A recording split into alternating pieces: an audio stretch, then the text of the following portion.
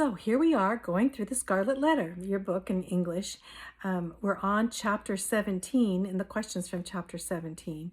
And in this chapter, it's called The Pastor and the Parishioner, which basically is Arthur Dimmesdale, Pastor Arthur Dimmesdale, meeting Hester in the woods, as Hester is going to reveal her secret to him in that the man that he has taken into his house as his doctor is really her husband, and he has plotted for the last 7 years revenge, even to that point of poisoning him, gradually poisoning him with his pharmakia, and in the midst of all this, gradually tormenting him on his sin and revealing that. And so here we have Hester meeting, and as for Arthur Dimmesdale, he's going on to meet this Native American convert that has been sick, and she knows this, so she meets him in the midst of the woods of the forest. So the first question says, why had Dimmesdale's life been more painful than Hester's? We already know that, don't we? Is that as Dimmesdale's life had been more painful because he had this hidden sin that he had to constantly deal with, the life of living as a hypocrite. And so we have them meeting in the midst, Hester grabbing, grabbed his hand, and they sat down together to discuss this, and she would reveal this secret. And Hester says, "Hast thou found peace?" And he says, "None, nothing but despair my whole life. What else could I look for by leading a life such as mine, as a hypocrite? All of God's gifts have been to my torment. I am the most miserable of persons." So we see how miserable he was, and it goes on in that chapter. And then going on, he's saying that he's only living for his first encounter of the grave. So you see, each one of them is like a ghost going through. And he goes on and says, Satan laughs at me. Basically, what I have seen, I am, and I am cold and dead. So he's saying he's like a ghost, cold and dead, and Satan's laughing at him. So see how his turmoil is, very much in turmoil in the midst of this, especially seeing that Hester has gone through the last 7 years wearing the Scarlet Letter. And basically he goes on to say, "Happy are you, Hester, that you wear the Scarlet Letter openly. Truth has saved you, but I am falsehood. All that I am is empty, and all that I am is death." So what, a terrible existence he's going through with this hidden sin. Going on to question 2. When Dimmesdale learns the true identity of Chillingworth, what was his first response to Hester? So Hester tells him, and you go through as she tells him gradually, first saying the man that he is living with in his house is evil and wants to take revenge on him, and then reveals that it is exactly her husband. And we know that relationship was very strange in the first place, and it was thought that her husband had died at the bottom of the sea, and now he's been back for the last 7 years, not with Hester and Pearl at all, but now he has been with Dimmesdale to torture him. And so when he finds out what happens, he falls down on the ground in great turmoil, and as he's sitting there, he says, "There's been an enemy under my own roof," and he clutches, of course, he's always doing that. He clutches his heart and gasping for breath and chilling and crying out. He's shaking and crying out, and he sinks down, and he buries his hands over his face. So now Hester's thinking, well, will he forgive me? I should have told him a long time ago. Did Dimmesdale forgive Hester for keeping the secret? I would say yes, he did. But she pleads with him. She says, "Oh, Arthur, please forgive me. The horror of this thing." And then going on, he says, "Yes, I cannot forgive you. This is ultimately the worst," he goes on. And she pleads with him over and over, asking him to forgive her. And basically going on, finally he realizes and says, my God has forgiven us both.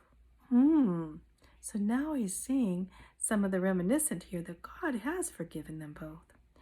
And he said, the old man's sin is worse than ours. So he realizes this. So as he's going through this, it says, where did Dimmesdale turn for strength? So basically he's looking to Hester for his strength. Here he is, a man tortured with sin, sickly as can be, being poisoned, probably being poisoned. We don't know now what exactly the doctor is prescribing him, but we know it has to do with revenge. And so to Hester, he says, you have wronged yourself in this. You have, basically Hester says, you have wronged yourself in this. You have greatly repented, and sin is behind you. She's saying, you have wronged. You are forgiven. She's telling him that he is forgiven. And then he says, think for me. Tell me what to do. He says, Hester, think for me. Tell me what to do. I don't know what to do. Hester, will you be strong for me? And indeed, she becomes very strong for him. What did Dimmesdale fear regarding Chillingworth? Well, of course, what did he fear? He feared that now that he knew his identity, that Chillingworth would now reveal this secret sin to others, and there would be more revenge that he put on by revealing it to the world. So now he worried, like, oh, now my sin is going to be revealed. So what did Hester advise him to do? To move away. She said, basically, let's move away. Thou art free, and be free evermore, to start over a new life somewhere else. She thinks maybe in the midst of America, somewhere where he's ministering to the Native Americans, or maybe to go back to Europe or to go to New England, someplace where they don't know him. And so he is agreeing to this, but we'll see, is he really agreeing to this? To move away. And at first he says, I dare not quit my post here. I dare not. He said, but she said, your future would be of success, a new name. And he says, I must die here, but you shall go alone. And they argue about this, but when it comes to the end of the chapter, you realize that he has decided that he would go. And Hester is very thrilled, thinking that she would run away with him and that he would be the father, her husband, and the father of Pearl. So they both are free, feeling free of what their scarlet letters were. And going on through the next chapter, you find this out, because the next chapter's entitled A Flood of Sunshine. So there's a flood of sunshine in that point now, coming through the forest, and they're both thinking, yes, we can be free, and we can be free indeed, and thinking of where they will go. The first question says, how are the experiences of Hester and Arthur contraindicated? How are they compared? And we see that Hester has already long ago dealt with this public confession of sin, that she basically said, yeah, everyone knows I'm a sinner and I'm saved by the grace of God. Here I am, and I go through and I am what I am. And not having the regrets that her, and knowing that she has been gradually been set free by her penance. And so we see, but Arthur Dimmesdale had not, he had become this hypocritical person, and he had become most miserable, as we see, and she had become very noble in the midst of this and strong. So he had become weaker and weaker as she became stronger and stronger. And you see that now he is going to be set free upon a prisoner just set free of the dungeon of his heart, thinking, yes, now it's going to come to a crescendo. It's going to be revealed, and I'm going to be set free. So who possesses more strength? I hope you put Hester, of course. And he actually said, I cannot live without her strength and companionship. You are my better angel, and I am risen anew because of you. So her strength comes forth, You think of God's strength that is coming through from Hester, encouraging him, being that encouragement. Of all that she went through, she could still encourage people, especially him. So what did Hester do with the Scarlet Letter? Well, in the midst of all this, they're sitting there, and he is, hiding his face, and she is holding him and saying, "You're basically like, it's going to be okay. You're going to be okay." And then she takes the Scarlet Letter off of her chest, taking off, which she hasn't been without, and throwing it there into the grass, into the leaves there, and into the withering leaves, and threw it there. She takes her hair down, as she has always kept it up in this proper cap, and she takes her hair down, and now she is saying, "I am free." She was done with it at that point. What was she saying? That yes, she was done with it, and she would go away with him, and they would run away. And in the midst of all this, she would be set free too. And her lost jewel would be in the weeds, and all of her gloom was vanishing. And not only that, there was a burst of sunlight that came right through the forest at that time, as they both were looking up and thinking, yes, we are forgiven. And going on to number 4. In the meantime, what had Pearl been doing in the forest? Well, the strange child that she was, we know, as being raised in the forest practically, that she was standing with this streak of sunshine and trying to, like she always would try to grab the streak of sunshine beside the brook. And she was playing with the animals, the partridge and the stern and the pigeons, and looking down at the flowers, taking the flowers, picking the flowers and putting the flowers in her hair. That's kind of what she usually did, right? And so number 5 says, why was Arthur Dimmesdale hesitant about getting to know Pearl? Well, what he says, he had not been close with children at all. In fact, he basically had said they all, basically the babies would cry and he would not have much to do with it, but that Pearl 2 times had been kind to him. But his basic thing about meeting Pearl was that he was afraid of her. He was afraid to have a relationship with her because he had not had a relationship with her for the last 7 years. We run right into chapter 19 now, the child at the brookside. So now we have this picture of Pearl. Would Pearl accept him or not? What would Pearl think? She's 7 years old. How did children usually respond to the Arthur Dimmesdale? We already went over that he said they would not climb on him in any way like children would do on his knees, that babies would weep, and on to that he was just worried that she would not accept him. So they came up to the brook. What bothered Pearl about her mother's appearance when she saw her? So as that Pearl's across the brook and she sees her mother, but she is shocked at her mother's appearance. What bothered her the most? Well, her mother had taken her hair down, and that bothered her because she didn't recognize her so well without her hair down, especially in the forest, but that's not really it. What bothers her the most is the Scarlet Letter. She points to the Scarlet Letter and sees the Scarlet Letter is in the weeds. And of course, Pearl loves that Scarlet Letter, and it reminds her of her mom. And so she would not talk at that point. She would not come or anything. In fact, she had some piercing shrieks coming out and basically crying forth, like, what? Pointing to that Scarlet Letter on the ground.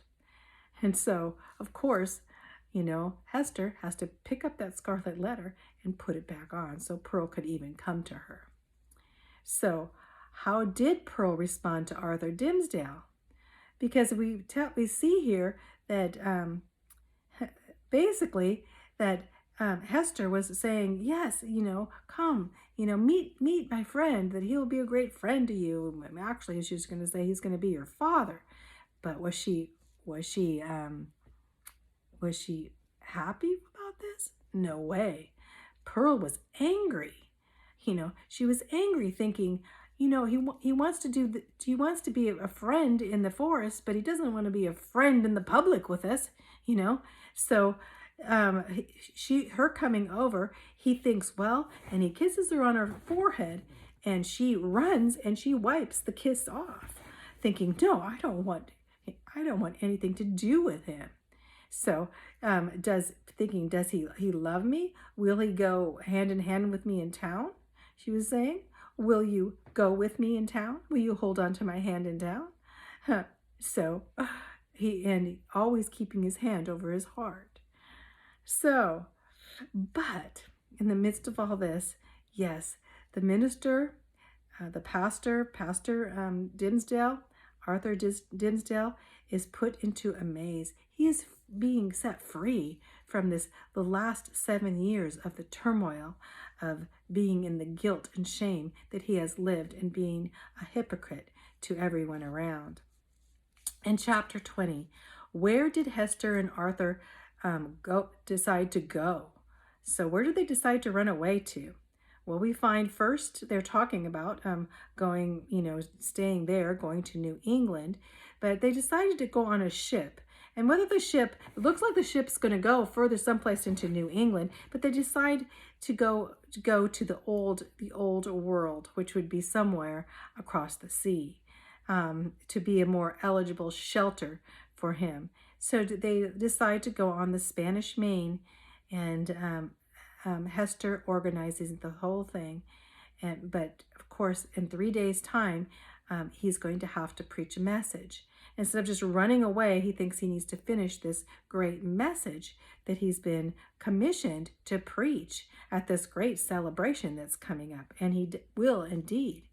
But so the next question says, what great change took place in Arthur Dimmesdale? He was indeed free. A joy came upon him at this point. He thought, is this a dream or is it surreal? Am I really being set free? I am not the man that I was before. Leaving this forest, I am changed.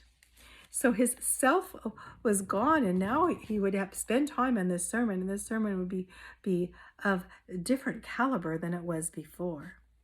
Number 3 says, describe Dimmesdale's interview with the old deacon, and then on to meeting an elderly lady, and then on to another young lady.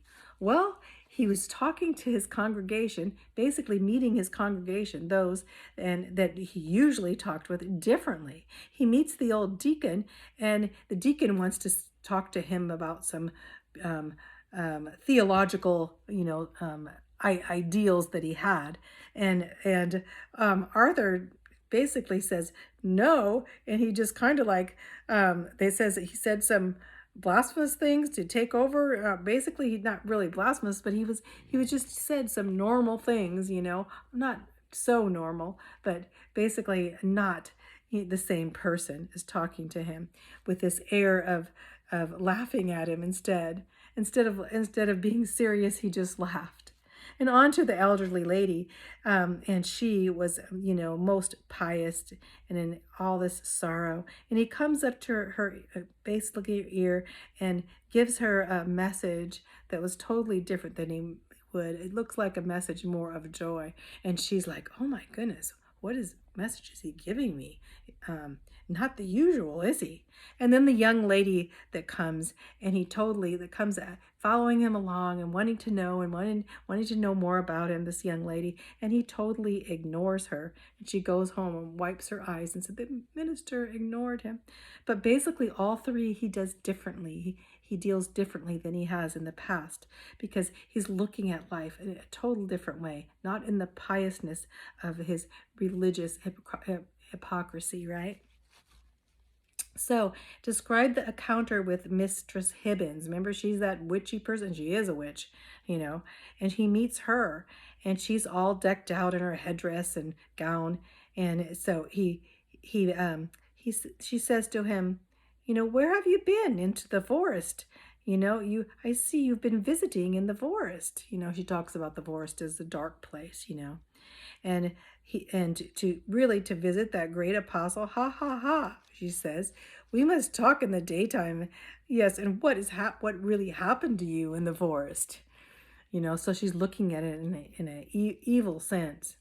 And as he goes on, he meets Chillingworth. Okay, what's he going to say to Chillingworth?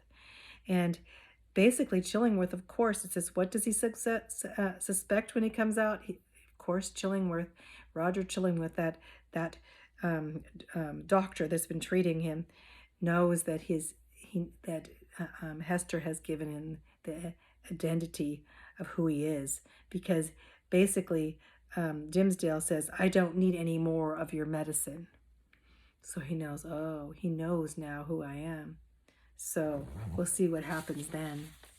As the time goes from chapter 20 to chapter 21, it says we go into the next days. In 3 days here, we see the Pastor Dimsdale putting together this great and wonderful sermon for this spirit of this day, where we'd have the festivals of and banquets and pageants that were going on this day, where basically a new governor would be elected, and in the midst of all this, there would be these processions. So this is describe the spirit of the day, of these festivities, and you'll see there were all kinds of things, not just the Puritan, but onto parades and bonfires and a great robe of different festivals and people getting together and celebrating, like the pride of London. Not just the Puritan. You think of the Puritan culture more religious. Now we have people from all over coming to this festival. And what did Hester tell Pearl to expect regarding the minister's behavior? So now we have Pearl again. So Pearl saying, basically, why would he want to kiss me, give me a kiss in the forest, and now he's ignoring me? And so basically Hester saying that he would ignore you and not pay you attention at this time, and telling her that, in the midst of all this, not to be concerned. And she told that he would not greet them today, that he would be doing basically in the procession. And she tries to explain this to Pearl. But Pearl, of course, thinks, in the daylight, he doesn't even know us, strange, this strange man with putting his hand over his heart, is what she thinks. Number 3 says, what contrast was made between the American Puritan celebrations and the celebrations of England? Well, we know the Puritan celebrations were more gloomy, of course, in the point that they did not believe in a lot of the celebrations there. The English coming from London at that time, was the time of Elizabeth and King James, was very magnificent, the joyous of the old London. It goes on and says there were popular merriment as in Elizabeth's time. Theater shows, minstrels, apes were even brought, ape dancing, jugglers and wrestlers, all these that were part of the festivities in London, and they brought this type of merriment, at this time, as it was, despite the contrast of the very theological, or I should say very Puritan people, so you had a contrast, very much contrasts. The Puritans would not allow all these things. They wouldn't allow theaters and dancing and juggling and the sailors smoking tobacco and the natives dressed up, none of these things. But now, in this time, they would, in the midst of the English coming, along with the sailors and the others. Describe the diversity of a crowd, and I kind of did, with the Native Americans being there in their savage finery, with their deer-skinned robes, painted barbarians, onto the Spanish made. The sailors were smoking tobacco, which was not a Puritan thing to do, and that they were the buccaneers with their swords. And also, in the midst of all this, were the Puritan leaders in their black coats and their steeple hats, it says. And the gold-laced English hats and feathers were a contrast to the black, plain clothes of the Puritans. So, number 5, what plans had Hester and Arthur made to leave town? Who is the unexpected passenger about whom Hester learned? So they had planned right after the celebration, Hester had bought tickets basically for her and Arthur to leave on this ship that was there. But we'll find out Chillingworth also had bought a ticket for him and was going to be on the same, be there in the same ship and go forth with them. And so basically the captain of the ship comes to Hester and says, "No need to worry, we have a physician on board now." And she's like, "Oh my goodness, he's coming too." So we see some, basically, she's thinking, oh, this is what's going to happen next, And so and then she looks over and she sees Chillingworth over there smiling like, "Oh, I haven't left you guys yet. I know exactly what you're going to do." Chapter 22 is the procession. The procession is a parade. And so we see this procession coming and the sound of the military music coming and the magistrates and the civilians coming after. And then we see Reverend Dimmesdale, and he's going to deliver this election sermon in the procession. He's coming very, very happily with sunshine, shining on him. And then we see the weapons of the armor and the soldiers there coming afterwards. And then the Knights of Templar coming. And they're all in this beautiful parade. Statesmen, and then some of the young ones following. So this is a huge, magnificent procession. Describe Dimmesdale on this occasion. He's joyous. There's no feebleness in his steps. He's looking like he's pretty healthy at this time. And he's not putting his hand over his heart anymore like he always did. And he seems to have spiritual strength. And Hester thinking that he's being upheld by angels at this time. The waves of music lead him on, and it goes on to, he took up his feeble frame, even though he looked pretty sickly before. He's looking pretty good in this procession. So on to, what did Pearl ask her mother about the minister? She said Pearl sees, and basically says Pearl saw the mother's remoteness, and she was uneasy, and she's fluttering up and down, and then she asks a question. She's, "Mother, was that the same minister that kissed me by the brook?" And the mother says, Hester says, "Hold your peace, dear little Pearl. We must not talk like that right now." And then she said, "Well, would he even kiss me here?" No, so she knows. What did Mistress Hibbins, the witch, do at this time, say regarding Dimmesdale? And basically she says, yonder divine man, that saint on earth, as people uphold him, chewing a Hebrew text in his mouth. We know what that means, Hester Prynne. Walking on the same music, basically. And she goes on and says, laughing, "I have been to the forest too, many times. What is he hiding, that hand over his heart, anyway? Could this be the same man that encountered thee on thy forest path?" So she's saying, "Yes, Hester, did you meet him in the forest? What is going on? Is this the same man?"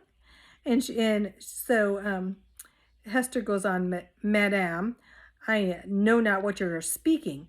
I should not talk lightly about this pious minister." So she's like hiding that secret, but basically the witchy character is thinking she knows the secret already. Going on to the chapter 23, the revelation of the Scarlet Letter. How did the people respond to the minister's sermon? So he gives this sermon, and how did they respond? They were so elated. They all cheered and they applauded, they gave him much applause. They clapped their hands, and they said, "Never had a man had spoken so wise, so high, so holy as this man. Spirit is so filled with angels." The audience was marveled by him. Like an angel shaking his wings over the people, they said. They were so excited about his message. Where did they think he would be going soon?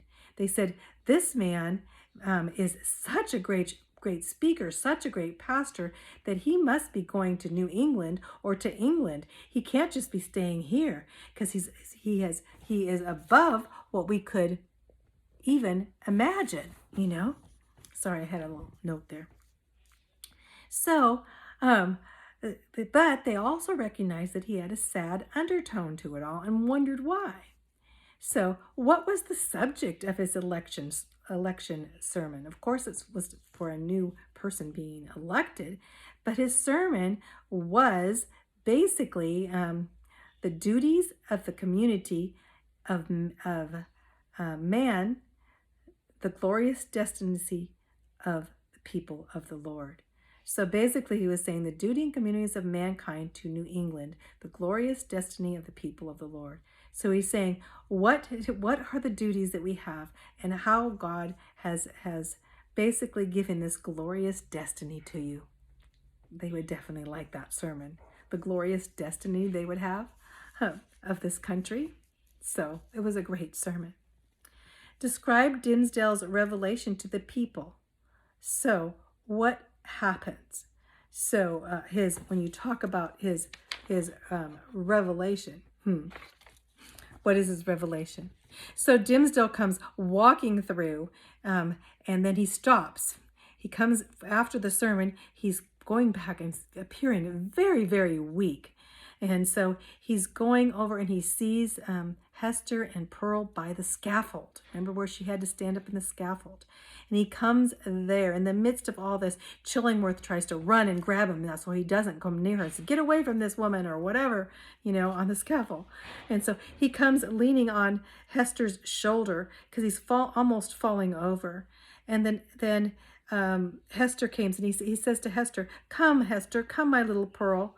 And he says, "Come here." And the child grabs his knees at that point, and he hangs on to them, and they go up on top of this scaffold together. And Roger Chillingworth there trying to get them and trying to grab him away from them. And he says to him, "Ha, ha, temper, methinks you are too late." And so, "Come, Hester, wretched man that I am, thy strength will guide me." Thinking, so he's going up on top of the scaffold now with Hester and Pearl, holding onto them. And his revelation there, what is his revelation going to be? And we know what it's going to be. He describes them and describes Hester and describes Pearl. And you can read of it and basically saying that her sin is my sin, and going on and saying for these 7 years that he was the father, that he was supposed to be on the scaffold too, and now they were on the scaffold together. So as he goes through this time, we see Bellingham's everyone's trying to, but how did the people respond to all of this? They stopped their cheering and they were totally perplexed and in silence, wondering what was going on. And they remained silent. And finally, when he fell over, as he's falling over, they're going, "Oh, what's going to happen next?" The last conclusion, what happens? Basically, the spell is broken, right? When we say that shame is gone. He stands on the scaffold, and standing there, he tore his clothes from his chest there and reveals his chest, and he sinks down on the scaffold, and he says, "My little Pearl, will you kiss me now?" And she gives him a kiss, and she starts crying, and her tears fall on top of him. And what happens then? He just totally dies. Sad, but he's happy. He's happy that now he has revealed it all, and now that the great burden of hypocrisy has left him. So number 1 says, what were the various theories about Dimsdale's Scarlet Letter? Well, many believed that he had tortured himself by writing a mark on there, that there was a mark there of self-torture. And others believed that there was a mark that was like a mark by the put on by the medication he was taking that would come and go, or that medication, I would say the pharmakeia that the Chillingworth had put on him. And others thought that, there was nothing there at all, that he just was imagining that there was a letter there. So now we don't know which one. And others believed it was underneath, that he was actually had a failing heart, that his heart was failing. And during this time that he would hold it because of the pain in his heart. So, these were the different views about his Scarlet Letter. That he had tormented himself, that now he would live a life as a parable. And the others said that there was actually, there was a birthmark there. And this birthmark was the same mark that would be the birthmark that the child had. So that was basically saying that he was the father of that child. So those were all, conjectures, and we don't really know which one. Which one would you say it was? I would say possibly there was nothing there, but he thought there was something there because he held his heart there the whole time and the pain of his heart. But who knows? So what sentence is suggested as the moral of Arthur's Dimmesdale story? The sentence is, be true, be true, be true. Even showing your worst, be true, right? Even showing the worst of worst. Do not be afraid. Be true. What happened to Chillingworth right after the death of Dimmesdale? Well, the doctor, Hester's so-called husband, he dies within the year. He basically shrivels up and vanishes. And now he's not so happy as he thought. And basically saying his whole relationship was like a love-hate relationship, that his whole ideal now was to be revengeful and to complete his revenge. But now he felt his revenge was complete, as Dimmesdale has gone. He had no more devil's work to do, and so he shriveled up and died. What did Pearl inherit? Okay, what happened? So of course, the doctor, Chillingworth, really is Hester's, husband. But he doesn't will his money and his death to Hester, but to Hester's child, Pearl. So Pearl inherits all of his riches. And it come to find out he had much land in America. He had much land, in England. And he was worth a lot of money. And she became the greatest heiress. She had inherited the greatest money in America, one of the richest women in America at that point. So basically he willed everything to her, and that she was the daughter of his wife. And so that's what we find in the beginning, right at the beginning of the book. Remember the custom house with the lawyer? The lawyer had figured out that the great amount of money that Chillingworth had given was all given to Pearl. Describe Hester at the end of this novel. Okay, we see what Hester, she goes away, but she comes back. She always still wears her Scarlet Letter, but now her Scarlet Letter draws a lot of people, especially women, to her that are going through different guilts and sins and all these, and going through different sicknesses and such, and poverty. They all come to her as she becomes their counselor, doesn't she? She goes back to the forest, and she lives in the forest where she wore the Scarlet Letter. She's comfortable to go back there and to stay there. And now she becomes one of the most noblest of people, and a person of reverence at that time. And so here she is in the same cottage, and she lives out her life there. And that's where that Scarlet Letter was found. And in the graveyard, you see two graves, one old grave of Dimmesdale and her grave right next to his. And on her gravestone, she has imprinted the Scarlet Letter that was her life. Now, what do you think about the story?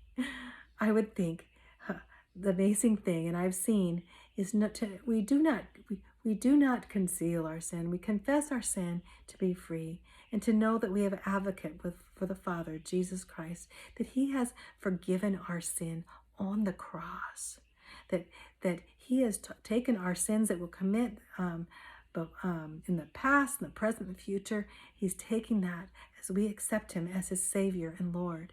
And through all this, he makes us and transforms us into the noblest, because we have the power of God's Spirit working in our lives, and that changing us and transforming us to be more like him. And we see that in this story. We also see the character of Dimsdale being very weak until the very end, when he knew that he must let this burden go, and that through all of this, he would too become free and become a new creation in Christ Jesus. Even though God took him, that he was taken because of the frailty of those last 7 years, and that sin and the poisoning of Chillingworth. We see Chillingworth, in his revenge, becoming ugly and uglier and disappearing.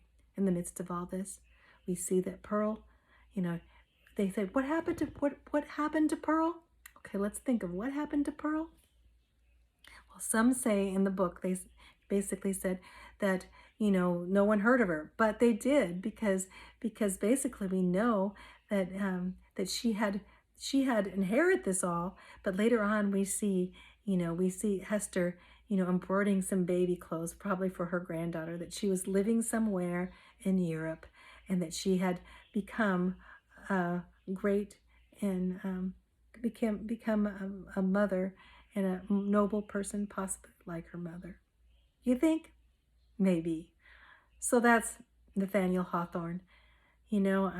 Despite all the Puritanism throughout the religiousness, the light shines through with the grace of God.